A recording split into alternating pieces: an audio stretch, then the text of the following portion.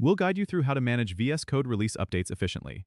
If you find this helpful, consider subscribing and liking the video. First, open Visual Studio Code on your desktop. Once you're in, head over to the top menu and click on the Help option. From the drop-down, select Check for UPI dates. This will trigger VS Code to check for the latest updates available for your installed version. If there are updates available, a notification will pop up, and you can click on the Update Now button to download and install the updates immediately. If your VS Code is set to auto-update, it will handle these updates in the background. But it's always a good idea to manually check every once in a while to ensure you're running the latest version. Now, if you want more control over how updates are handled, you can customize this by going to File, then Preferences, and finally, Settings. In the Settings search bar, type Update Mode. You'll see options like Default, Manual, and NON. Default will automatically install updates. Manual will require you to trigger updates yourself, and NON will turn off update checks completely. Choose the setting that best suits your workflow.